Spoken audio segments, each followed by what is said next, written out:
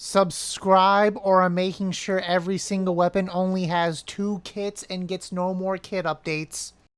Alrighty, what is quacking, everyone? I hope you're having a good day today. So a while ago, or the other day, or whenever, I was talking to my friend Jazzo Corn, and she was helping with some builds for a video, and she was telling me that she thought sub resistance was useless, or is basically useless in this game.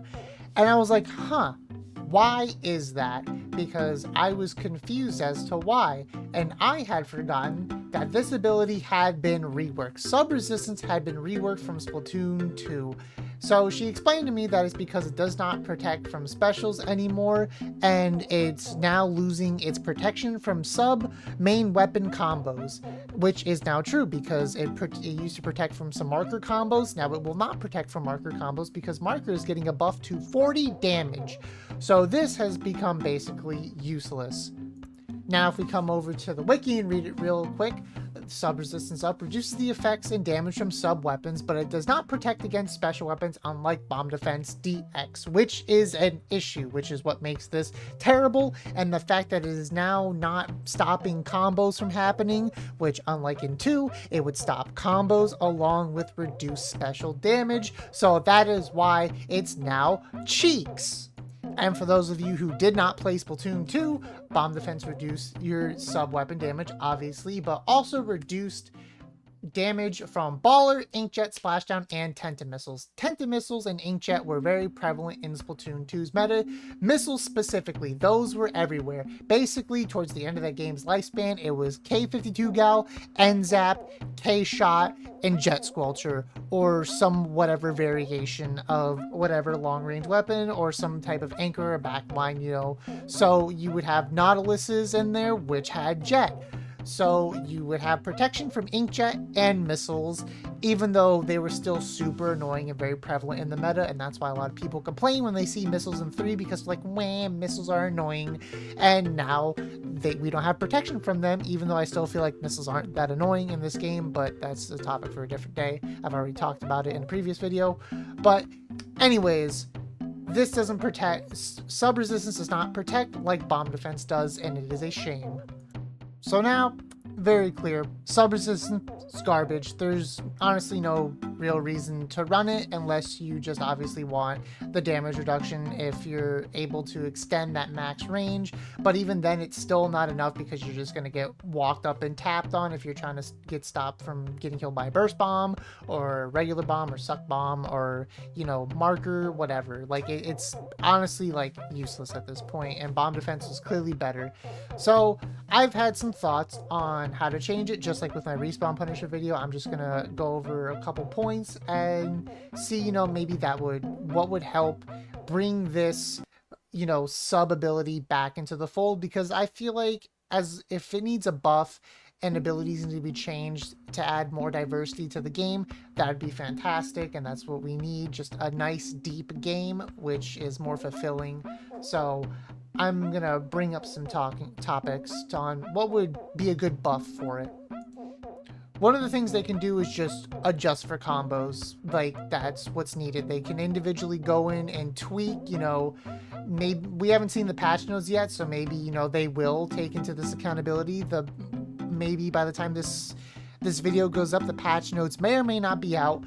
But if they can adjust for marker combos and other combos and really buff this ability to stop people from just dying to certain sub combos, then this ability could come back, you know, as long as you have one sub of it, it would be useful. It really feels like they kind of like, you know, don't want people to just run like a single sub and get super benefits. Like in Splatoon 2, you just needed one sub of bomb defense and you were solid, you were golden. But now it really feels like if you kind of want to capitalize off this, you got to run like a main, and no one's running a main. It's such a waste. So there's no point. If you're just going to go in and die, you're going to go in and die. So they need to definitely adjust for combos to make it more worth it to have that, you know, micro advantage of just running one sub against other weapons and combos. Another thing they can do is just give back its special protection.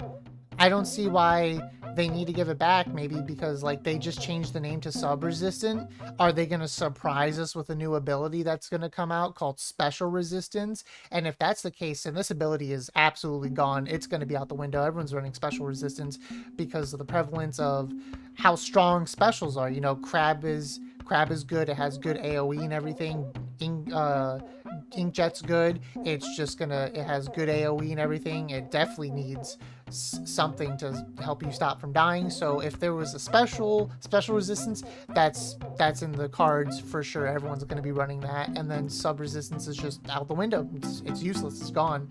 So if it just gave back special protection, change the name on it to just special sub resistance, that's a little clunky. I'm sure they'll come up with a fun, catchy name for it.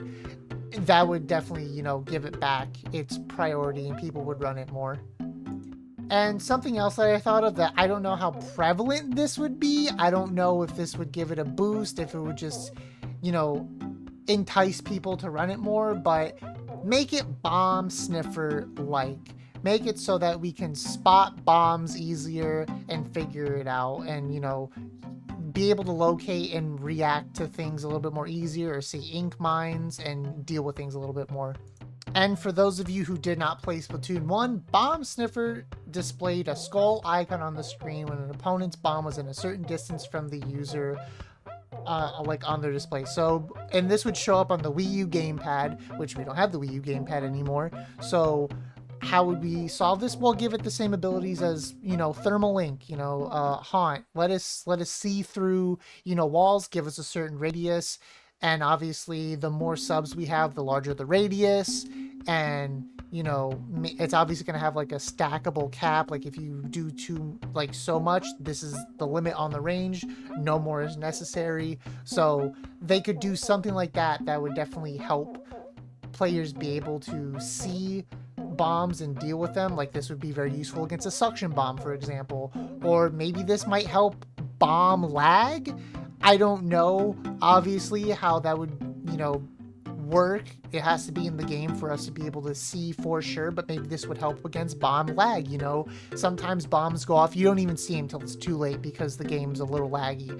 So maybe this would help you see the bomb and you're like, I don't see a bomb, but there's a bomb there. And then you squid roll away and oop, the bomb goes off and you're still alive because you could see it with the bomb sniffer. So it might help against bomb lag as well. So that could be super useful, along with, again, you know, helping with ink mines, helping like see where torpedoes are coming from, seeing where suction bombs are when you're moving around. If someone has a very solid suction bomb game and it's up against walls and in tricky spots, this would be totally useful for that. So I think maybe a bomb sniffer-esque ability on this would be very useful.